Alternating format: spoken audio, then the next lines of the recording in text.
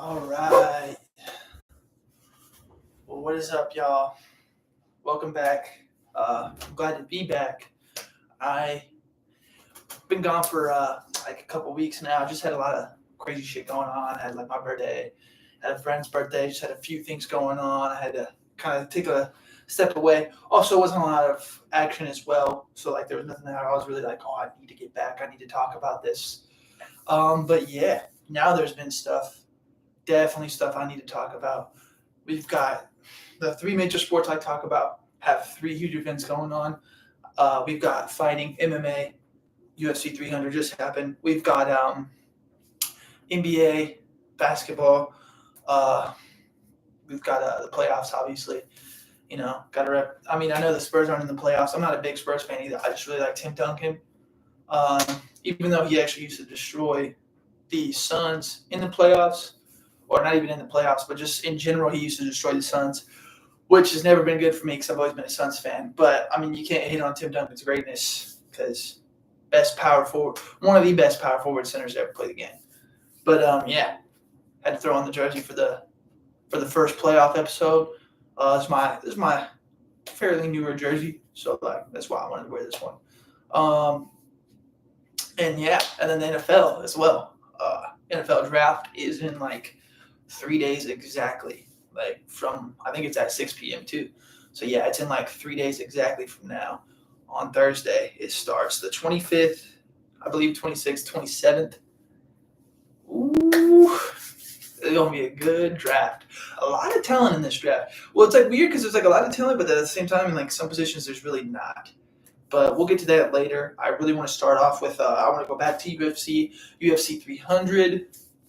Man,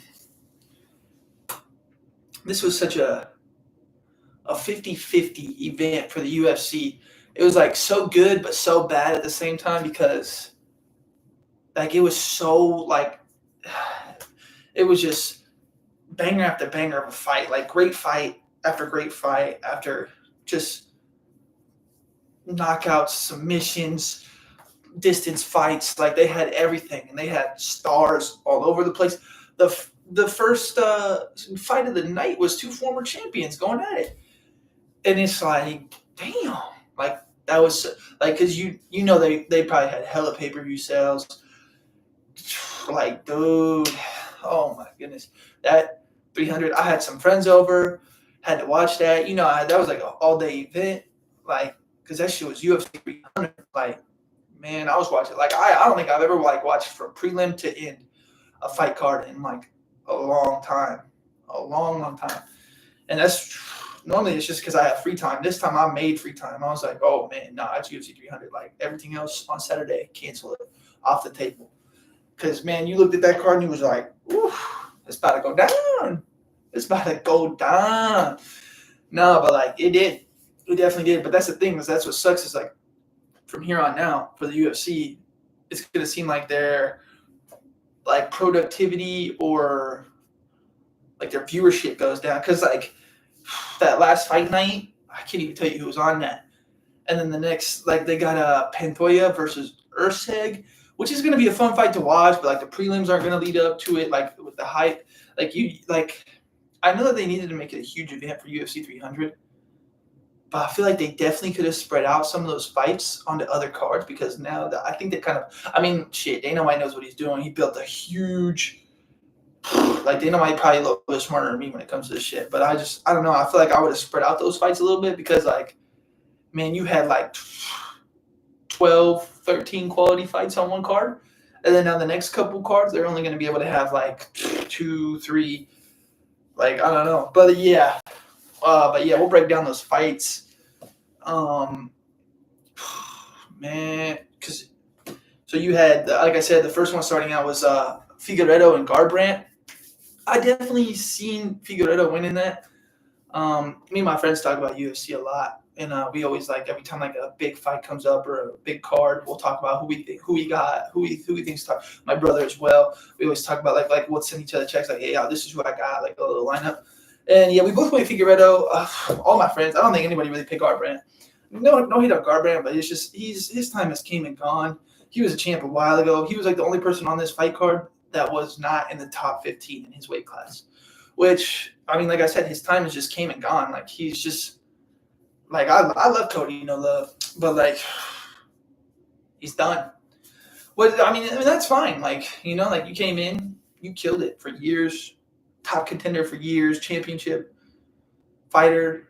Like, you've had your time. Like, you've had a good run, and, like, it was good. Like, okay, let me see if I can get back in there. And then, like, now you've seen you couldn't, because Figueiredo's, like, still one of the top contenders in that division. So it's like, okay, yeah. And then, yeah, you guys submitted and you had to tap because Figueiredo was like that. But yeah, that's what I'm saying. Like, that you watched that to start off the night, and they were going at it. They were going crazy. And then, like, you go, like, Bobby Green, Jim Miller. That was a good fight. Oh, man, Jim Miller looked mutilated. That poor dude, I was sitting there, I was like, damn.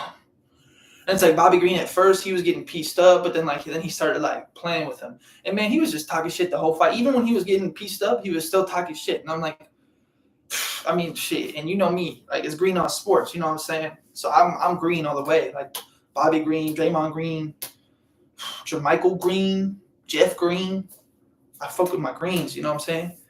But yeah, so I'm going for Bobby Green, but I was sitting there, I was like, man, what he talking shit for? Like, he's getting beat up. And then, yeah, then he turned it around, second, third round, ended up beating up Jim Miller. Man, it was a bloodbath. Well, Jim Miller was really the only one bloody. Like, Bobby wasn't really bloody. Jim Miller was just like, I mean, he's been fighting for, like, years. He's almost at 50 fights. So, obviously, his face is probably not too, like, well put together no more. It's probably kind of easier to cut him up. Or maybe it's not. I don't know. But it looked pretty, like, he was bleeding. It was kind of nasty. But, I mean, that's what we like about UFC a little bit. We got that little bit of gruesomeness in there where you're like, damn. But, like, yeah. Whew. But that was a good fight as well. Lights out. Man. Nobody knocked anybody out. But I'm just saying, like, the fight, just lights out. Like, but, yeah, that one went the distance. But Bobby Green took that dub for sure.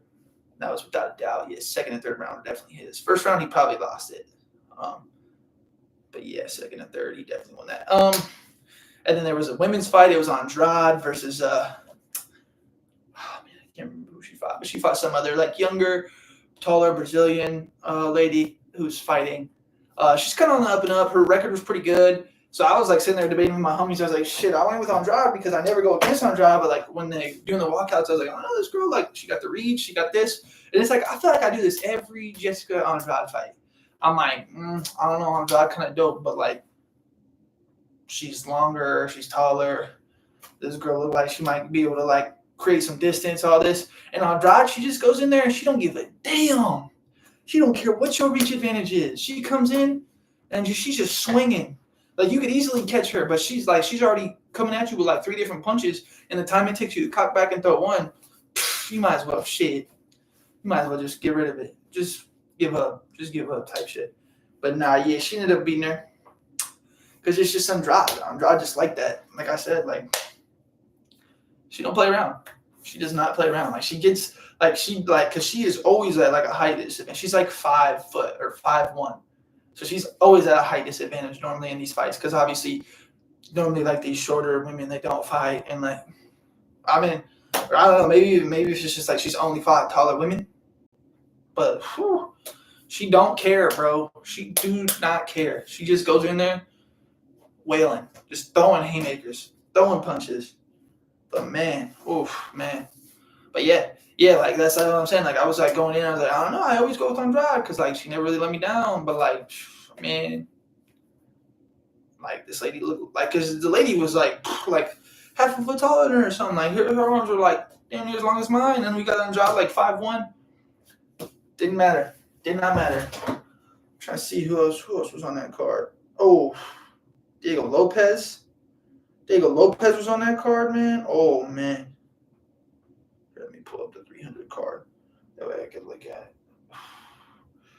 it. Yeah, nah, Diego Lopez. I did see him fight, but I'll get back to that because I already brought up Diego Lopez. Diego Lopez is not something to play with. I'm talking like Drake on forever, like a sprained ankle boy. I need something to play with type shit. He came in there, wrecked. Just fucking wrecked him. Diego Lopez, the kid's on the way up. He will probably be fighting for a championship sometime soon. Like, not even proud. He will be fighting for a championship sometime soon. You can mark my words. That kid is not something to play with. But the fight I did skip was Diego Lopez beat Sadiq Youssef as well. Pretty good young kid too, Sadiq Youssef is. So like that ain't something to take lightly. Like Diego Lopez is knocking out up and coming contenders, just laying people out. But like yes, so the fight I did skip though was Jalen Turner and some dude, some Brazilian dude. I forget his name. I don't want to butcher it, so I'm gonna read it off. It's Moisano. Yeah. So Jalen Turner at the end of the first round punches him, lays him out. Dude's laying out flat, and he thinks it's over. So Jalen Turner walks away, and he's like, "Let's go!" Like celebrating already, and it's like, "Man, you dumb as hell." Ain't no ref called that. Nobody said nothing. So he goes back, and like the guy gets up. So then he's got to go back to fighting. But like, luckily the round was almost over. And, like, luckily for that dude, because then, like, he comes back and he beats Jalen Turner. All Jalen Turner had to do was after he, like, because he clipped him. Dude was, like, out for a quick second. But then when he hit, he woke up. But, all Jalen Turner had to do was just hop on him and ground and pound, TKO. Punch him for, like, the last 5 seconds of the round, TKO. It's game over. But he didn't. He got cocky. Walked away. Man, it was so good. Like, I felt for him. I didn't, but I did. Because, like, I was like, damn, you're so stupid for getting cocky like that. But at the same time, it was like, damn, you really had the win and you folded. And it's like, because, like, I like Jalen Turner. He's got a lot of potential. He's a good kid, good fighter. So I was just like, you dumbass. Knock him out. Finish the job. Like, if that ref didn't get in there, pull you away or something, just, like, especially as, like, a fighter, I don't care if I clean knock you out. I'm hopping down. Unless I know for sure that you ain't getting back up, which, maybe that's what he thought. But, no, I'm still, like, even if I think there's a chance that you are not getting back up, I'm hopping on top. Pause. But I'm hopping on top. And I'm just, like, I'm wailing, bro. Like, I don't understand. But, watching it, I looked over my friend. I was like, what the hell is he doing? I don't know what the hell is he doing. And he was seeing the same thing. He's like, couldn't tell you. I don't know what the hell he's doing. Oh, man. That was so dumb. So hard to watch. But, hey, good for the Moisano dude. Good for him. Ooh, Kayla Harrison. Kayla Harrison's opening fight. Oh, Kayla Harrison. I was like, all the way I was rocking Kayla Harrison. I was like, yeah, no, Holly Holm is washed. She wasn't ever really a great fighter or a good one. She just had that lucky head kick against Ronda, and it's like, yeah, that's about it. That was all your career, really, because she lost the belt like that right after. So yeah, I was like, Kayla Harrison has been kicking ass in the PFL. She's not gonna come in here and lose to no damn Holly Holm. I was like, I don't know why they put Holly Holm against her. Dana did Holly Holm so dirty. Yeah, it was one-sided. Kayla Harrison just fucked her up. The whole match, whole fight. Yeah, and then submitted her, choked her out, I think. Man, yeah, that was Kayla Harrison all the way. If you thought any different, you was tripping. You were set. Yeah, rear naked choke. You were set tripping. Aljamain Sterling, Calvin Kattar. I'm not gonna lie, actually, I was in my kitchen because I hosted the fight at my house. I was in my kitchen for most of this fight. I didn't get to watch it, but I was going Calvin Kattar. Maybe a little bit of bias in there. I just really like the way Calvin Kattar fights, just stand and bang kind of guy. And I'm not a big wrestling fan. But I'm a Bo Nickel fan who fought in this. So I don't know. Maybe it's just Aljo because I don't like Aljo's vibe. He's kind of like when he got the title, he got way too full of himself. He was a jackass. And like when Sean knocked him out, I love that because I'm a big Sean O'Malley fan. Not the biggest Aljo fan, which is crazy because I normally like because Aljo claims Jamaica, and I normally like Jamaican descended fighters like Uriah Hall from the past, just past Jamaican fighters. I've always rooted for them. And then he comes in and he's just like on this bullshit. And then he had to get put in his place, which I'm glad he did. Yeah, hey, look, it happened to everyone. You know what I'm saying? But yeah, I guess he beat him. Got the best of him. That's good for Aljo, especially in the new weight class, fighting Calvin Cater for the first time. Uh, Good for him. Bad for Cater. He's probably going to get moved down in the ranks, obviously, because Aljo's going to have to be above him now because he's a new fighter in the class, and he beat him.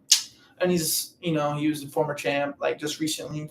So it's tough. It's tough for Cater.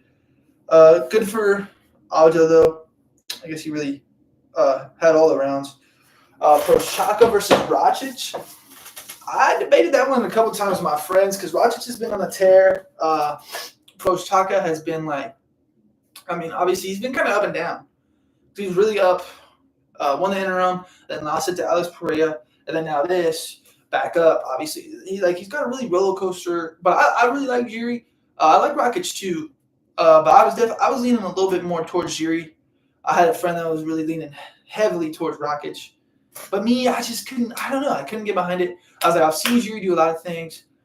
Like he normally I knew that he was down, and I knew that he was going to come up, and I was like, I don't think he'll keep sliding down. I think this is the time where he knows that he has to come up after losing to Pereira. Because if you lose to Pereira and then you lose on Pereira's undercard on the prelims, because that was the last prelim fight, come on, that's a slippery slope down. But no, yeah, he definitely bounced back, which, if you know Jiri, you knew that was going to happen. But yeah, it was good for him. Good win. Definitely a good win. Definitely a good person to beat. Rakic is an up-and-coming contender, so now you beat him. So you might be in talks again for the championship next because obviously you're up there for the levels. You're on that level with the championship people.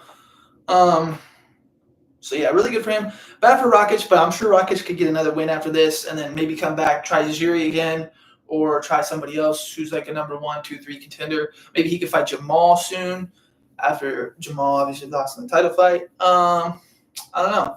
It's going to be interesting to see where they go from there. I think him versus Jamal would be cool. See how Jamal's really doing after this injury because Pereira's just on a different level apparently. But yeah, and then but that was a good round. That was good. That was a good. That was a good fight too. That was pretty explosive. Bo Nickel does it again. I feel like Bo Nickel could fuck around and wrestle like a lion, bro. Or like a fucking rhino. This dude could find a way to submit an elephant, man. You ever seen how big an elephant's neck is? He's choking that shit out. I don't know how, but he's doing it. Dude, this Bo Nickel wrestles for real. That's what I'm saying. Like some people, they're like, oh yeah, I'm a wrestler, I'm a judo or jiu-jitsu. But they don't really fucking do that shit for real. They don't. Bo Nickel does that shit for real. And it's crazy because he was trying to win. Bo Nickel was like, I gotta win this fight by stand and bang. I gotta knock somebody out. I gotta do something. Because he's been trying to do that this fight. I think his last fight, his last fight, it was starting to talk about it. It was like, hey, all you really do is wrestle. All you really do is submit these people. So then now it was heavy. It was because in the last one he was like, oh, I can punch people, and he kind of punched around a little bit, but then submitted eventually. But then this one he was punching all this stuff, and then the dude was trying to take him down, and I'm like, bro, what are you doing, Brundage? And so yeah, Brundage got submitted because Bo Nickel, like I said, this dude is really like that. Bo knows. Bo Nickel, Bo Nix. These Bows know what's up. It's all about Bo around here. No, I support both of them though. Bo Nix, the NFL player. But yeah, Bo Nickel. Man, I think I'm in a similar weight class to him. I wouldn't even dream, bro. This dude is submitting the shit out of me in 10 seconds. I was wrestling with my homie. Actually, my homie's the one who put me on to Bo Nickel. Because he's big into wrestling because he was into wrestling when he was in high school and all that. And then I was big into UFC. So then the two worlds collided with Bo Nickel, obviously coming out of Penn State, wrestling champion, comes into the UFC and he's killing it, submitting these dudes easy. So I'm like, what's going on here? I'm like, who is this dude? And my homie's like, yeah, dude. And then he's showing me his highlights from college, Penn State. And then, but that same homie, I was wrestling him one time in he submitted me in 10 seconds or pinned me. We weren't wrestling crazy. It was just like first one to get the other one like on the ground, like for real, like wins. And dude, it was like 10 to 30 seconds. My homie had me on the ground, and because like he actually knew like wrestling. I just was like, oh yeah, I'm like athletic, and I got this. And like, because there was another guy that I was wrestling, because it was like a group of us, and we were all wrestling. And like, there was another guy who I was like pretty close with, because like neither one of us really had wrestling background. But then my homie was like, oh, he's like, why does nobody want to wrestle me? Because like, you know, like, because like he had wrestling background, so a lot of people were like, oh, I don't want to wrestle you. So then I go to wrestle him, and man, because I was like, I'm not afraid. I was like, you might beat me, but I'm not afraid to wrestle you. So I was like, shit, let's go. And yeah, oh yeah, he beat me quick. And like I was trying too. Like I'm not like saying like, oh, I gave up. Like no, I was trying. And I'm saying this dude's like, because I'm like 6'1". He's probably like 5'7". That's about right. 5'7", maybe 5'8", maybe 5'6", give or take. Dude had me down quick, but like, whew, man. But yeah, Bo Nickel was like that. He's better than my homie, like 20 times better. That's what I'm saying. I would never fucking dream about fighting that dude. Not even close. But this next fight, pretty controversial. Charles Oliveira and Omar Sarukian, or Arman Sarukian. I forget how to say it. But Sarukian versus Oliveira. It was a split decision. A lot of people were saying Oliveira got it. I was definitely thinking, because I was thinking it was Sarukian. Like, it was definitely, to me, it was 2-1 Sarukian. And like that's fair, because like 2-1 to Sarukian could definitely look like a split decision, because one of the judges could have seen it a little different. But man, it was close. It was a really good fight. I wouldn't hate to see a rematch. Obviously, a split decision would definitely, I could definitely see a rematch in that talk. But yeah, whoo man, that was a good fight. That was a really good fight. I said Sarukian going in. I had like everybody was telling me Oliveira,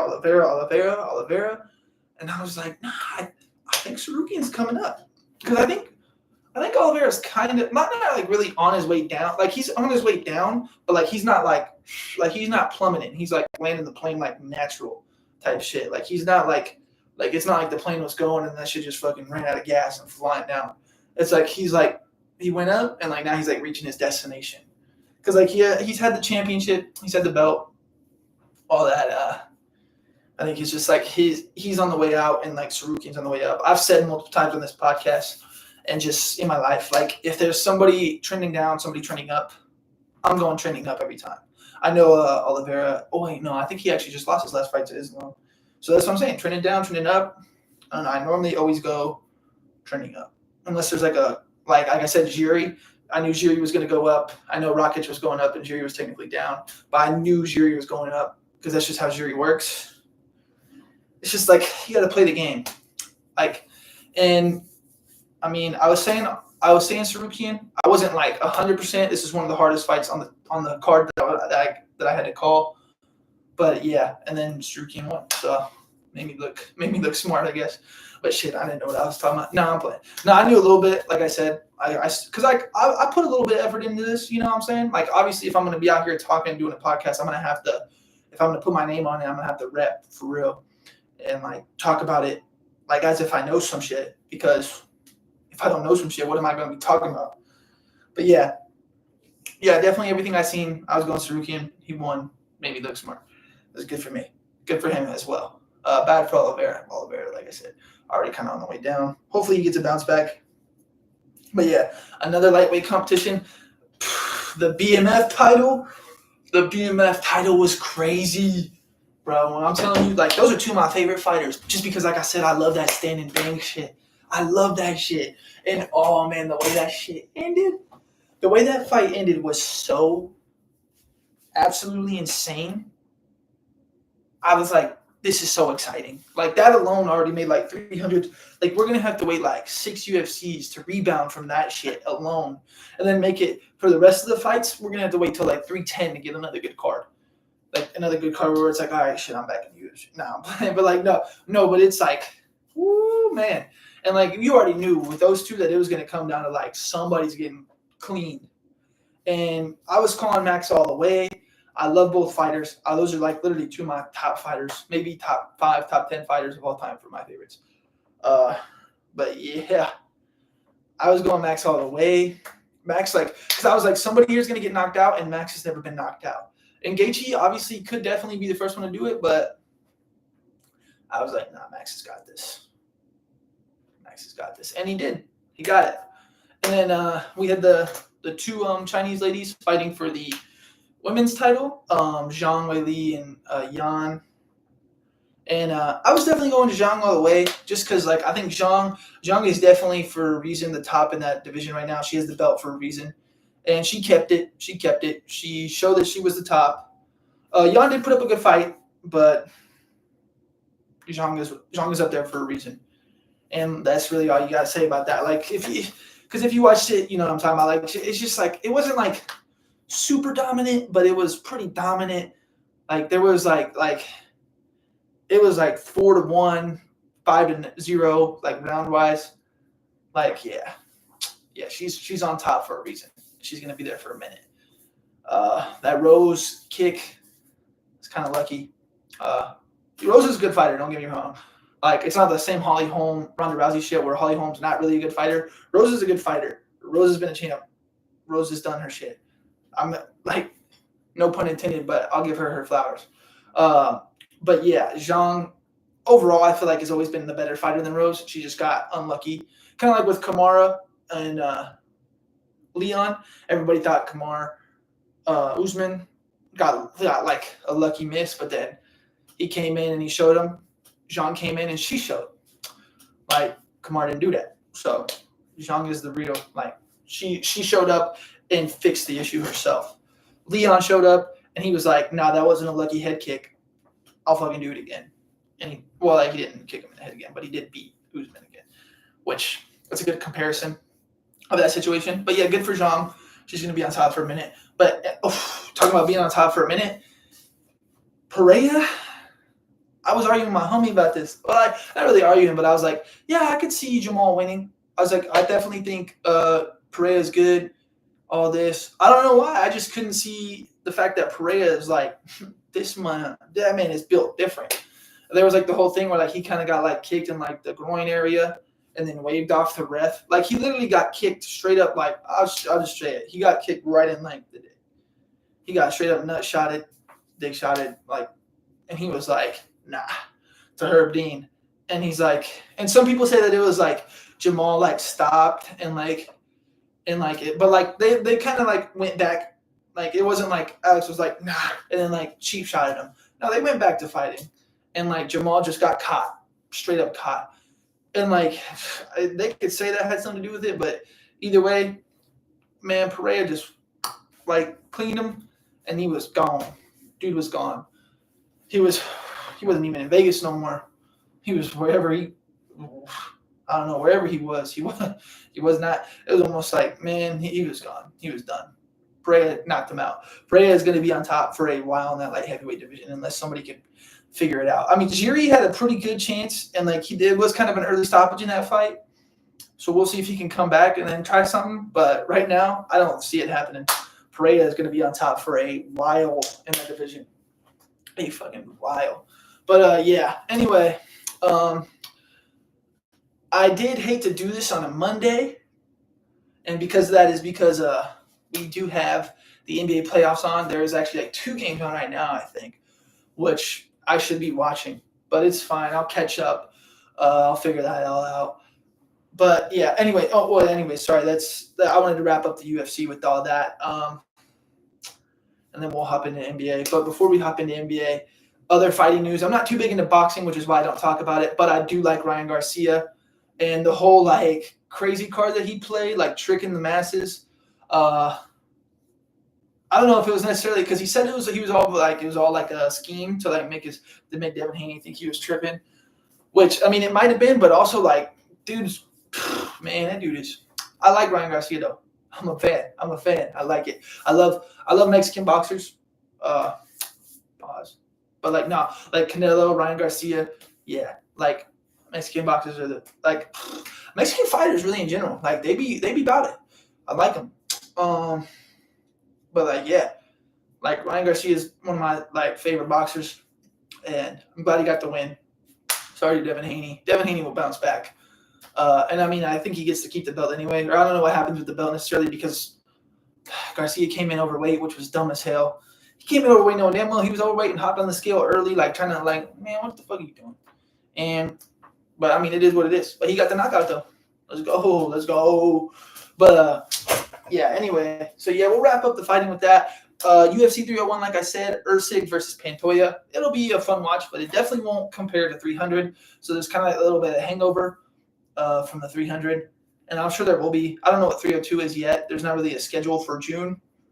I don't know if they've announced the headliner yet. I might be tripping. But yeah, we're going to have that hangover for a little bit. But yeah, really fun card. Really great to watch. Dana, hats off again. But yeah, then now we'll transfer over to the NBA because all the first round has started. One game has been played in every series. There's currently 2 game 2s going on right now. Like I said, Orlando, Cleveland playing right now. And I believe LA Lakers and the Denver Nuggets are playing right now, if I'm not mistaken. There's also a third game on tonight. Or no, I think the other game on right now is the Knicks and the Sixers. And then the game tonight is the Lakers and the Nuggets, if I'm not mistaken. But those are the 3 games on throughout the course of today. But yes, so all the home teams won, which makes sense. A lot of them had their spots locked in. Like, I don't know. So, because we'll start in the East, we'll go 1-8, and then we'll work our way down. The Heat, I feel like definitely could have, like, I mean, I don't know. They got routed in that game. It was like 20-something points. Like, I almost want to say, like, Jimmy Butler would have made a difference. But I don't know if he would have made that much of a difference. Because, like, Boston was super well rested. They're the number 1 team for a reason. If Jimmy Butler can come back, I think Miami has a chance to. They're definitely going to make that go to 7 if they have Jimmy Butler. But if they don't get Jimmy Butler back, at least by game 3. Game 2, if they lose in Boston, they lose the first 2 games in Boston. But now Boston's back into like a, they're going to be just as tired as you type thing. Jimmy Butler's back. Give him another game to rest. Whatever needs to be done, they need to get Jimmy back out there or they're getting taken care of easily. Yeah, like, and it sucks because, like, they would have beat the Sixers had he not gotten injured, had Kelly Oubre not done that stupid-ass play where he injured Jimmy Butler. They would have beaten the Sixers, which would have led to the Sixers probably playing the Celtics and then the Heat playing the Knicks, which the Heat-Knicks would have been a really good series. I would have loved to see that, like Brunson and Hart, like, because those are two gritty teams, like 2 heart and soul teams. That would have been a really fun series because Boston really ain't got the heart and soul in it. They got just fucking talent. That's all it is. They just got talent. Like, Brown's kind of a dog. Drew Holiday's definitely a dog. I mean, he's out here pushing Caleb Martin, you know what I'm saying? Nah, because I guess, like, he had pushed Caleb Martin into Jason Tatum, which was, like, they were saying, like, oh, this was a dirty play. But, like, Caleb Martin obviously felt really bad. And he obviously got pushed by Drew Holiday. So, like, I don't know, it was kind of dumb. And, like, Jason Tatum shouldn't have been there. Shit, Caleb Martin shouldn't have been in there at that point of the game. There was, like, 20 seconds left. Or, like, it was seconds left, not a minute. And there were superstars out there on the court. So that's on everybody else for that. Because it was, like, a 25-point game or 20-point game, like I said. So, like, but, yeah. It wasn't a dirty play. Caleb Martin's not like that. The Heat really isn't like that. They play aggressive, but they're not going to play dirty. They're not going to, like, do you dirty. So, but, like, yeah. Like, Oubre, on the other hand, I mean, his wasn't really dirty, but it was still ignorant, which led to Jimmy Butler getting injured, which is what it is. But like I said, yeah, Celtics routed them. If Butler doesn't come back, they got an easy ticket to the second round, which is probably going to lead to an easy ticket in the third round. Into the third round, I mean. But yeah, Hawks and Bulls, sorry to see them go. Trae Young probably going to get moved from that team because they don't need him and DeJounte Murray. What am I thinking? Oh, yeah, the Bulls. The Bulls, I mean, if they had Levine or Lonzo, things would be different, but they don't. So, yeah. See you next year. But, yeah. The 2-7 matchup, like I said, Knicks, Sixers, that was a really good game. One of the better games of because, like, man, there was, like, 4 blowouts and, like, 3 decent games and then 1 really close game.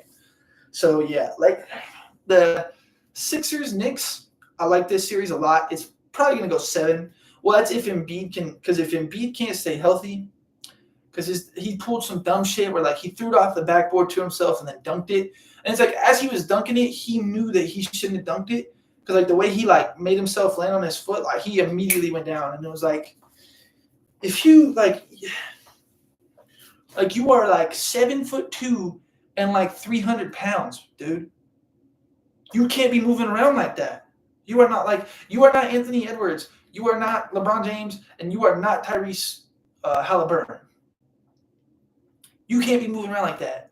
You are too damn big. Too damn big. And like Embiid kind of irritates me too, because like he is great. He's good. Don't get me wrong. But like I think he's kind of overrated. I don't think he should have got the MVP. I hate to say it, but Jokic probably should have got it. Or Luka last year. Somebody should have got it last year. That wasn't Embiid. Because it's like Embiid to me is just like he's like a slightly better, slightly more injury prone like Karl Anthony Towns. He could shoot a 3. He could go off, but he should not be the cornerstone of your franchise. He should be like your 2. Which I think if Maxey keeps performing well, and they have all these other helpful role players, because they could have won that game, but like they were playing like shit. They defended Jalen Brunson well, which was like the key to beating New York going in. They were like, oh, well, New York can't do it without Brunson, so if Brunson gets shut down, then it's game over. And then it's like Brunson got shut down. He performed. I think he only made like 3 shots. He was shit. And it's like, but Josh Hart went off. They didn't guard Josh Hart, and Josh Hart was splashing threes. That shit was funny. I love that. I feel like he did that shit just to be petty. Like he probably wouldn't even have made those threes on a regular day. But just because they left them open, he made them. And like, yeah, Hartenstein was like out rebounding Embiid like almost all game. Like, that's what I'm saying. John Hartenstein, I'm not taking anything away from him. He's a good player. He's been really well he's played really well for the Knicks this year. But if he's out rebounding the shit out of you, Embiid, and I know you're injured, but like that only like it's your damn fault. You don't take care of your body. He does not take care of his body properly. He's injured all the damn time. And I know it's like because you big as hell, but you don't see Zach Edey injured like that. You don't see Giannis. I mean, Giannis is injured right now, but that's not normally. That's a Greek freak accident. You know what I'm saying? Pun intended. But but like, yeah, you don't see. I mean, Cat was injured for a little bit, but he's not even injured as much. Jokic isn't injured that much. Like when you like he does too much. Gosh damn, I was so flustered. That's how much that shit irritates me. Because it's like, the fuck are you doing, Embiid? Just settle down, bro. Just settle down. You're doing too damn much. And like nobody gets this injured. Like Kawhi, his fake injuries are like less than as much as Embiid actually is injured. People talking about like, yeah, he be losing MVP because he's not the damn MVP. Tyrese Maxey is a better player for that team.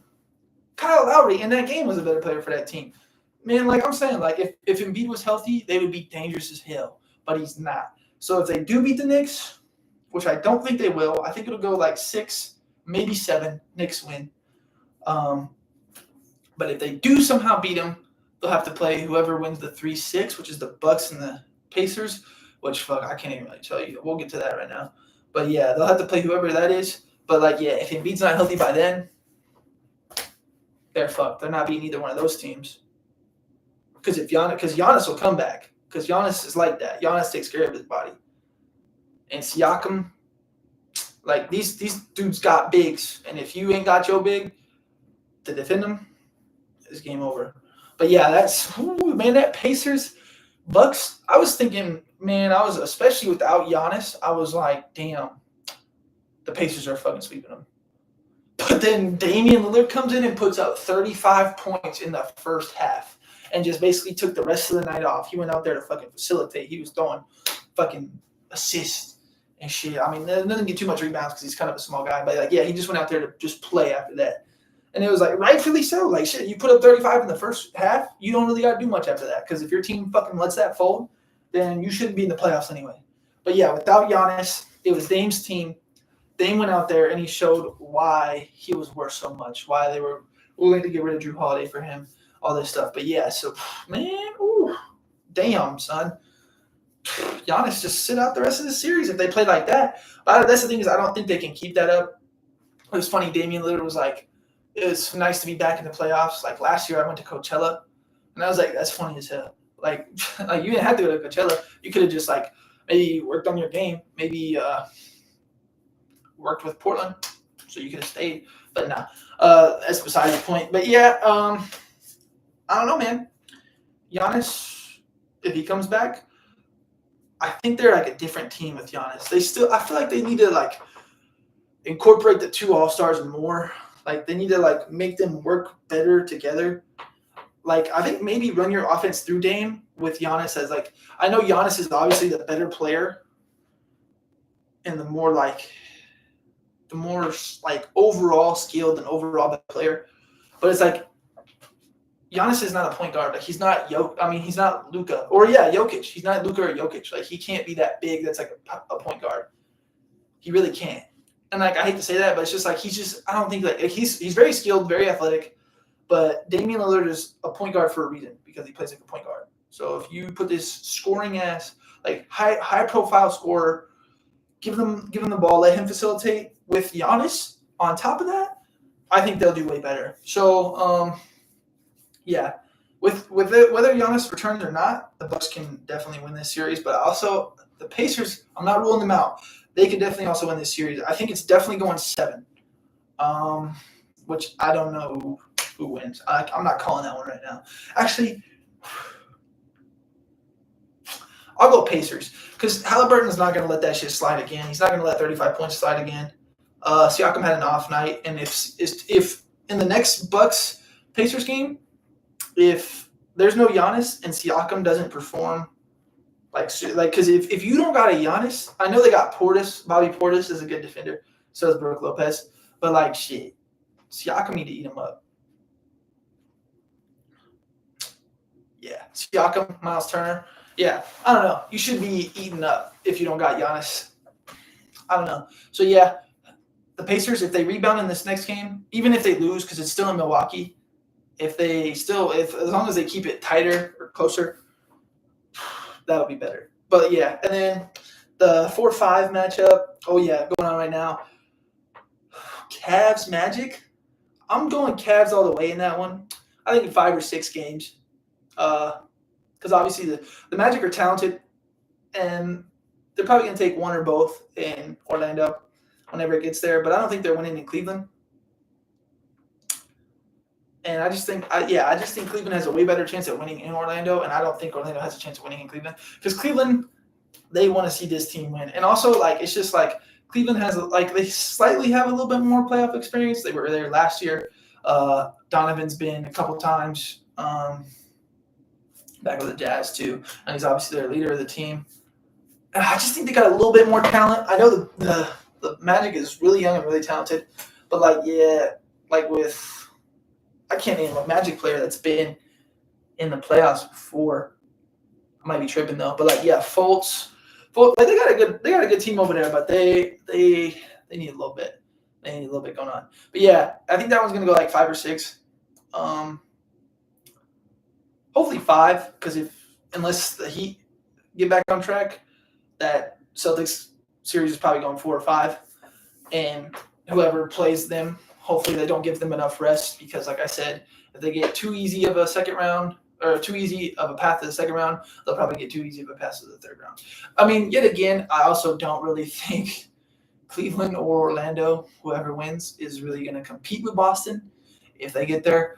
I mean, Cleveland will have a chance just because they have Garland and Donovan to match Brown and Tatum, and then they got Mobley to match Porzingis. I mean, they got Jared Allen. Yeah. They'll make it 5-6, but Celtics will probably beat them. And then the Celtics will probably have to play. I guess I would assume Pacers or Bucks versus the Knicks. I'm going Knicks. I think Knicks got whoever.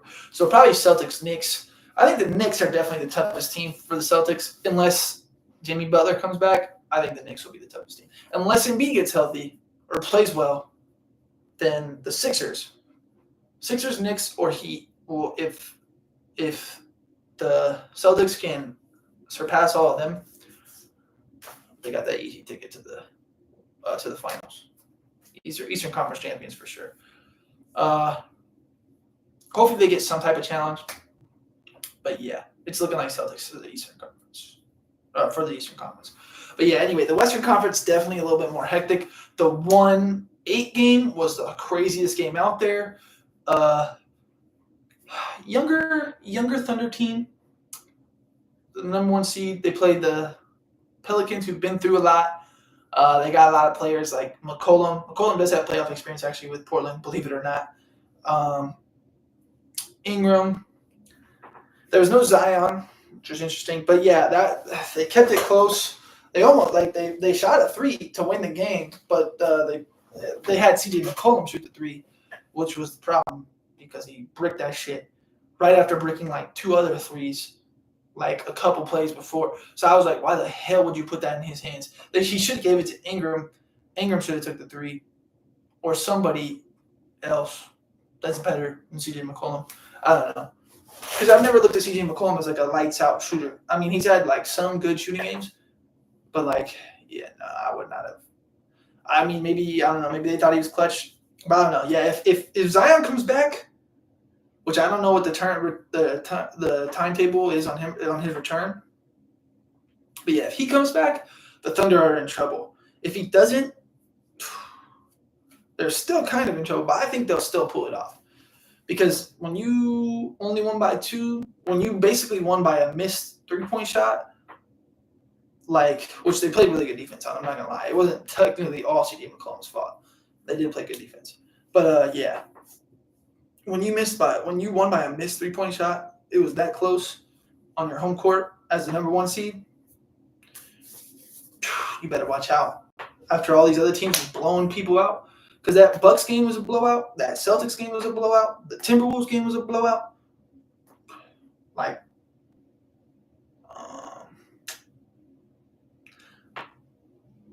what other games were blowouts?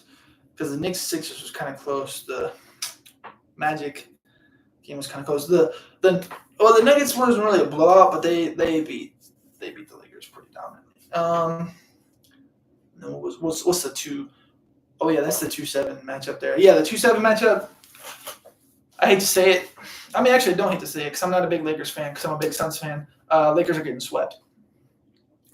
No ifs, ands, or buts about that. They're getting swept. They're losing twice in L.A.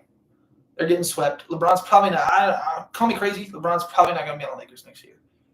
I mean, I might be tripping. I don't know. But there's a good chance he's not there next year. There's a good chance he's like, I need to go somewhere where I can win. Maybe the Warriors. Somewhere he's going to get fed up. Because when you've lost this team after that last game, 9 straight games, they swept you last year in the finals, which is 4 of those games. They swept you in the regular season this year, which is like another 3 or 4 of those games. And then they just beat you in that game pretty convincingly. Like I said, it wasn't a blowout. They only won by 12 points or something like that, or 11. They won by something in the 10s. But yeah, you're getting swept. And LeBron's not going to keep standing for getting swept by this damn team. Yeah, it's rough. It's rough. Especially he's going to play the Olympics this year. He's going to be networking. Yeah, I don't see him in the Lakers next year. You can quote me on it. If it goes well, I look smart, like I said. If it goes wrong, I look fucking stupid. But yeah, I don't see. And obviously his son possibly comes into the league. His son could get drafted to a team that's not the Lakers, and they could be like, "Hey, we got your son. What you think?" And then he could be like, "Oh yeah, shit, I'm on my way." But who knows what's happening with his son? His son was keeping his eligibility and entering the transfer portal and entering the draft. It's like, what the fuck? What the fuck is going on with college sports? But that's on a different level. But yeah, 3-6 matchup, Suns, Timberwolves. Man, the Suns need to get their damn shit together, bro. You got all these damn superstars. You got this. Oh man, we got a good supporting cast, and we just got shit on. We just got fucked on. We just got that wasn't even funny. I was watching it pissed. I was pissed off because I'm a Suns fan. But I mean, it's I can't even say nothing. Timberwolves were a better team, a way better team in that game. We should not have this much potential and star power and be getting shit. I mean, but the Minnesota crowd was wild, electric, Anthony Edwards was going off. But we've done well against Minnesota in the earlier stages of this year, like in the regular season. Obviously, the regular season is a lot different than the playoffs, but like it should not be that damn different. They shit on us. It wasn't even funny. I'm sure for Minnesota fans it was fucking hilarious. But like, man, as a Suns fan, I was like sitting there watching it like, what the fuck? What are we doing? What are we doing? I mean, sorry for cussing so much, but like I was like that's a direct quote. I was like, what is going on? Like what is happening to my Suns right now? I don't know. But yeah, if we don't get our stuff together, we're in trouble. We could get swept. And I'm not even playing, which is crazy. And we have a good home crowd, especially in the playoffs. So we better not get swept. We better at least make it 7 games, which I think it will go. I think it will go 7, 6 or 7. I'm going Phoenix. I think we'll get back on track. I mean, the year we went to the finals, we lost 2-0. We've been down 2-0 in every series. Or I think it was us or the Bucks. One of those two teams went down 2-0 every series and they ended up winning 4. And yeah, so I don't know. But yeah, we definitely need to shape it up. And then the 4-5 matchup. Oof, that game was a blowout. Oh man. The Mavericks? What the hell happened to the Mavericks? Man, the Clippers didn't even have Kawhi. I mean, but James Harden's not going to keep up that consistency. The Mavericks just came in. They probably were like, oh, they don't got Kawhi. We're chilling. Like, because it's just Paul George, really. Paul George really ain't that. He really ain't him. I mean, he wasn't that game. But, nah. Maybe I'm tripping. Maybe he is him. I don't know. But, yeah, no Kawhi. I don't know what happened there. But I'm still going for the Mavericks to win that series. Probably in 6 now just because they lost that one so egregiously. I don't think they'll win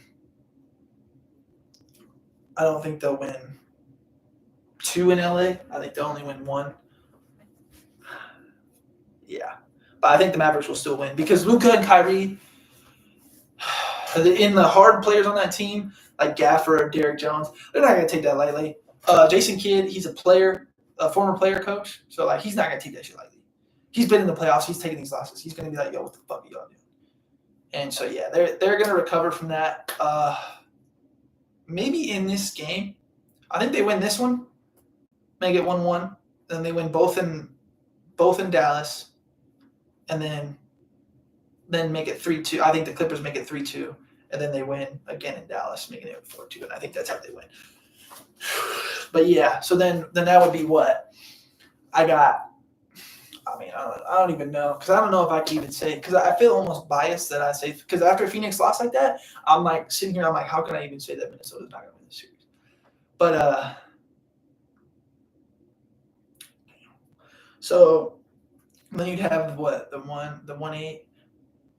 Oof. New Orleans or man, I don't even know. I don't even want to call the West yet. But yeah, we'll have to see with that. But yeah, ooh, man. Good stuff. Oh, yeah. Who's in the playoffs? Oh, yeah. Sucks for the Warriors. Yep. Klay Thompson's gone. For sure. Kings, that sucks. De'Aaron Fox, Domantas Sabonis had great years. Great tandem. He's no Malik Monk, no Kevin Huerter, no Red Velvet. Definitely hurt him. No pun intended there. They hurt her. But, yeah, that hurt him. They weren't the same team. Pelicans are on a roll. They're not here to play around.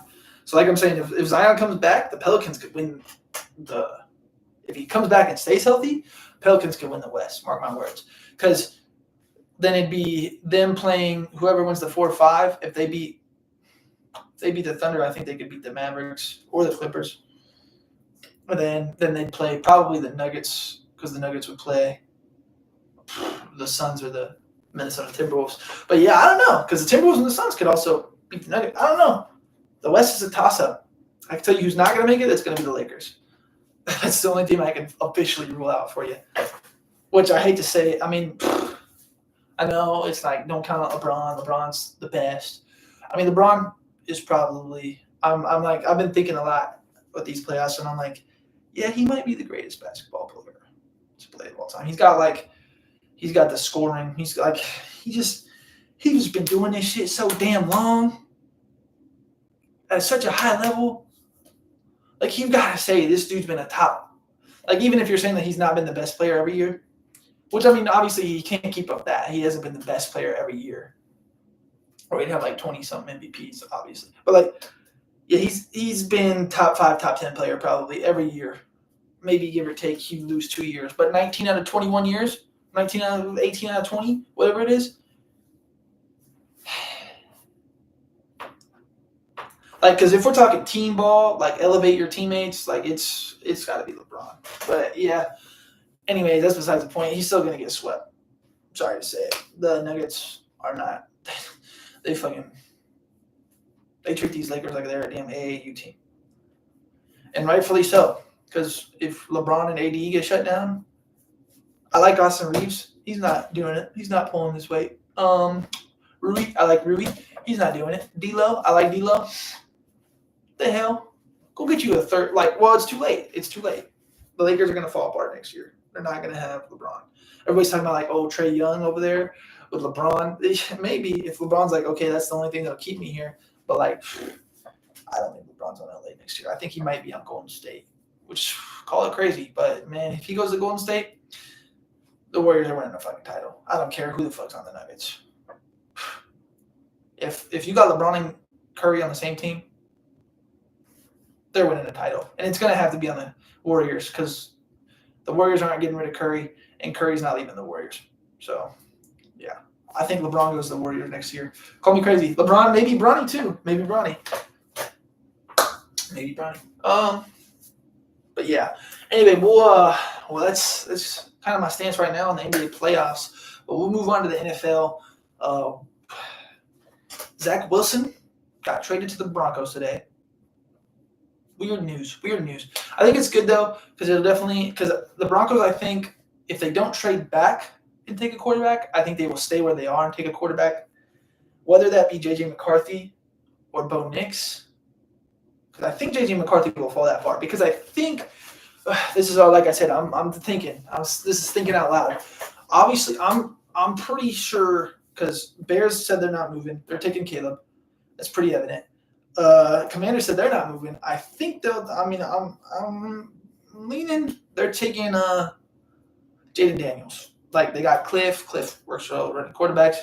I don't know. Jaden Daniels, I feel like to play now, like because they need somebody to play now. I think he's more ready than Drake May. Drake May could definitely be better in the future, but I think Jaden Daniels right now, like because the Commanders are gonna need whoever they pick up to play this year. And if you need somebody to play this year, I'm taking Jaden. I'd even take Penix. I'd take really any of them over Drake May. Well, any of the top. Well, no, not JJ. I wouldn't take JJ over Drake May. But yeah, I think they're gonna. And then I think the Vikings are gonna trade up. I think the Vikings will trade up and go. I think they will go Drake May. I think they will give the 11th and 29th or whatever the hell they have, the 11th and 27th, whatever they got. I think they're going to give those 2 first-round picks to New England. And I don't think they'll have to give them more, maybe another like later-round pick. But I don't think they'll have to give them too much more. But I think they'll do that for that first overall pick, or third overall pick, and I think they will take Drake May. They got connections there with Josh McCown being their quarterback coach, and he was also Drake May's high school coach. They have Sam Darnold, so they could sit him for a minute. They got Kevin O'Connell, really good quarterback guy. Yeah, so I think that'll happen. And then I think 4 will stay. I think Arizona will stay. I think they will take Marvin Harrison Jr., which I don't know if is the best move for them. But I think that's what they'll do. And then I think the Chargers are going to go Rome Odunze. I think the Giants, they'll be like, damn, we kind of wanted to trade up for Drake May because Drake May, a lot of people compare to Josh Allen. Brian Dable was with Josh Allen. I think the GM was also with Josh Allen. I think they were the ones who drafted Josh Allen. But, yeah, I don't know if they'll move up, though. Like, because at the same time, like, you're paying Daniel Jones. Like, you're not going to get out of that. And, like, it's kind of not fair to Daniel Jones because you've never given him a real person to throw to. So if they draft, who I think they will, is Malik Neighbors. And because Malik Neighbors, Rome Odunze, and Marvin Harrison Jr., there's no doubt about it, are all going to be 3 wide receiver ones for sure. And So you give Daniel Jones a real wide receiver 1. The O-line's better. Like, and you got that tight end, Darren Waller. So Darren Waller, he's going to be back next year. A real wide receiver 1 in Malik Neighbors.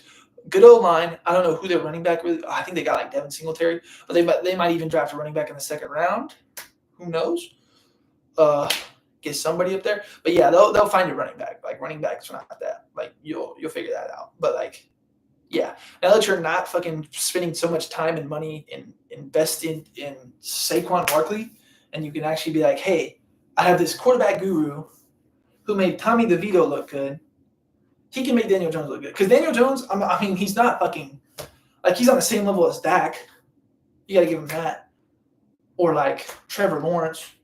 He's not on the same level as Pat Mahomes and Herbert and fucking Burrow and Lamar. Like, he's not up there.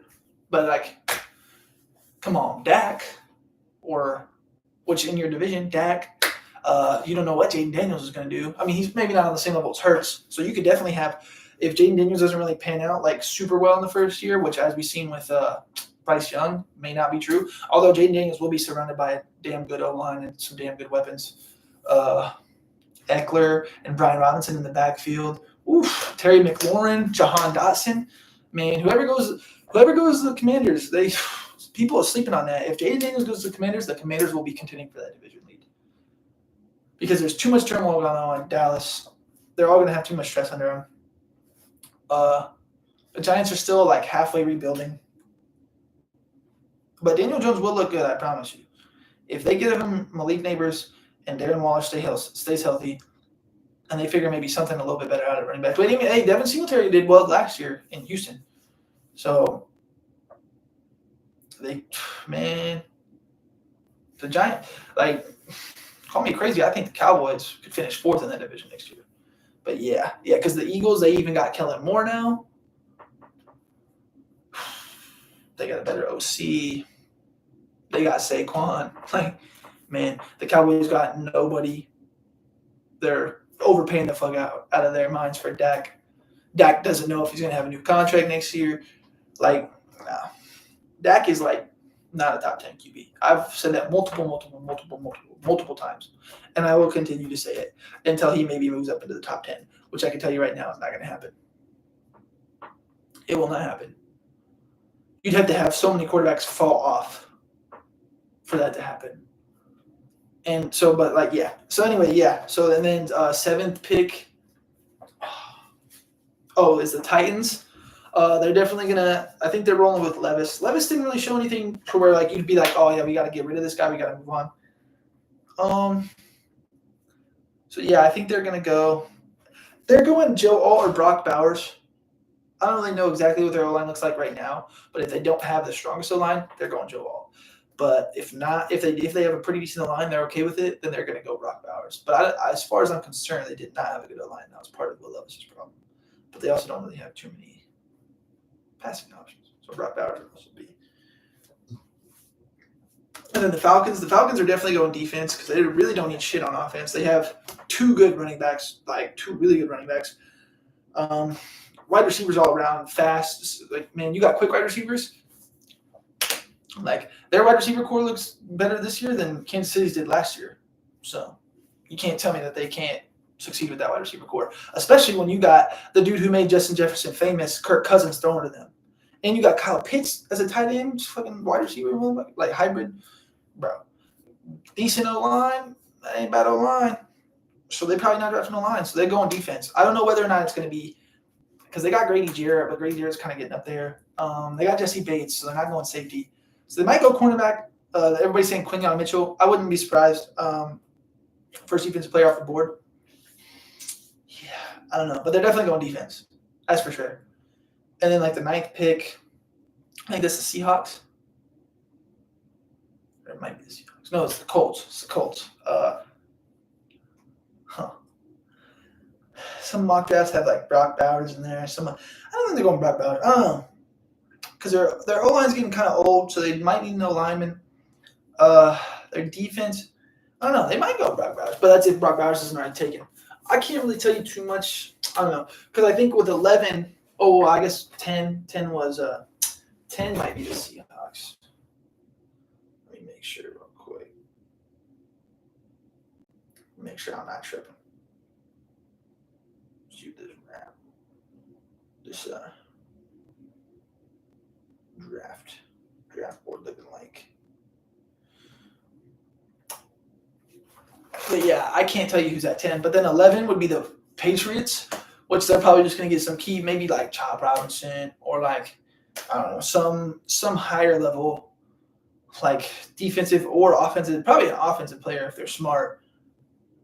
Because their offense be hurting. Yeah, I don't know. Let's see who 10 is. I got a mock draft board up right here. I'll tell you who 10 is.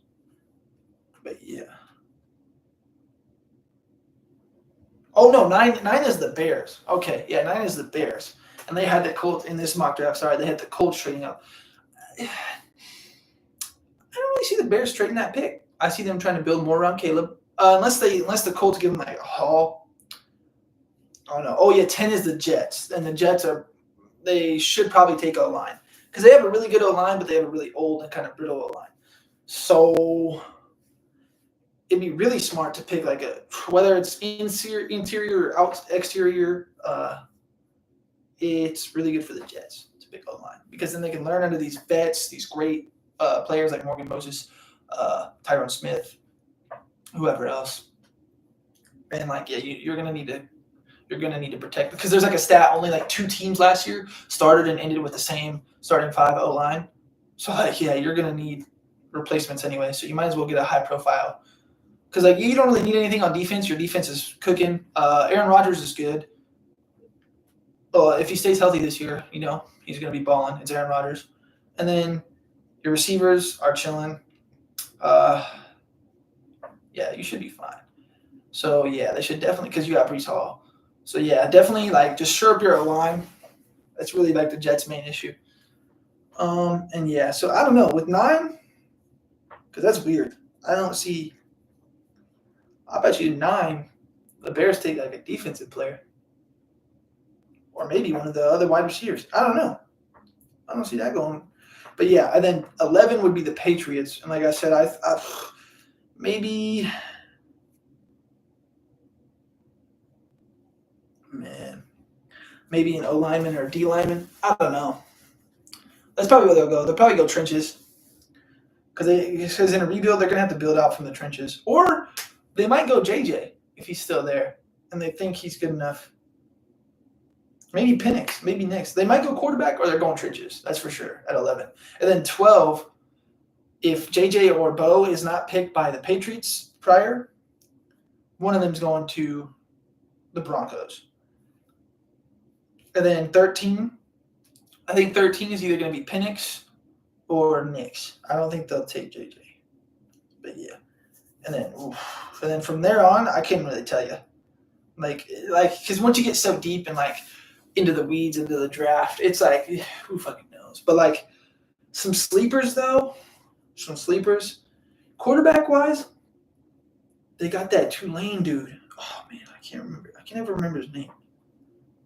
But there's that Tulane kid. I was talking about him before, and I was like, yeah, because like they got Spencer Rattler is like the one like that's in the top, outside of the top 6, like your main 6, like McCarthy, Penix, Nix, and then the top 3, Daniels May, Williams.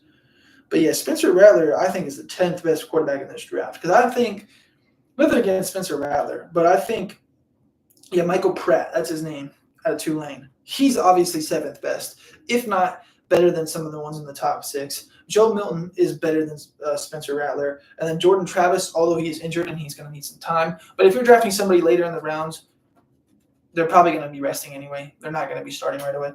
So Jordan Travis will probably be healthy by some point. And then, yeah.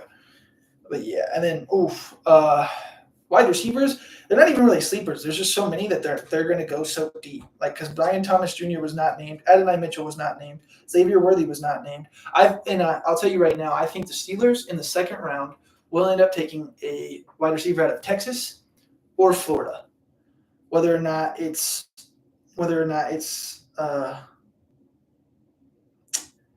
Keon Coleman, Ricky Pearsall, Adonai Mitchell, or I think it'll probably be Adonai Mitchell, or Xavier Worthy. Because I think we got a really good speed guy, and then George Pickens is really fast, so I think we're going to get Adonai Mitchell. Adonai Mitchell's also kind of a speed guy, too. I don't know. Man, we're definitely getting a wide receiver in the second round. I'll tell you that much. I will tell you that much. But, yeah. That Texas tight end as well, though. The Texas tight end, Jatavion Sanders, he will be a sleeper. A couple of these tight ends will probably be sleepers. Theo Johnson from Penn State, Eric All. Yeah, those guys will be some sleepers. Because the tight ends are kind of getting overlooked because there's so many good wide receivers. The running backs are kind of getting overlooked as well. There's not really a lot. Like, there's nothing too crazy there. But, like, some of those running backs will probably be good. And they'll probably be, like, high playing time players. But, yeah, I don't know, man. Defense-wise, it's not too hot. It's not too hot of a draft. There is some good stuff out there, though. But, yeah. But, yeah, then Zach Wilson getting traded. That was weird.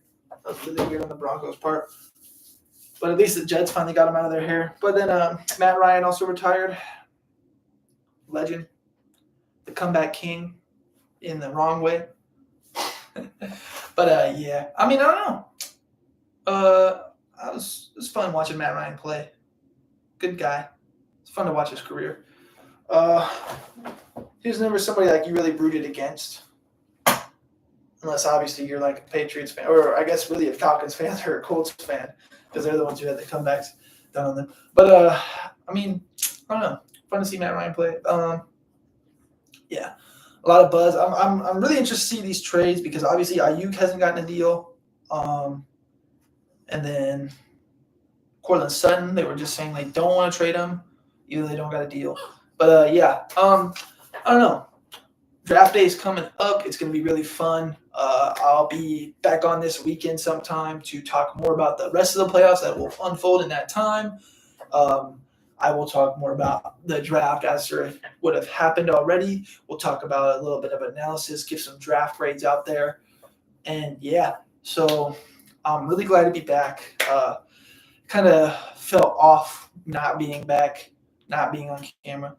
I've had so much, like, I'd be like, oh, man, this would be so good to talk about on the pod. But then, like, I've just been so busy, so distracted, so, like, it's mentally haywired to, like, have not been on the pod. But, yeah, it's good to be back, like I said.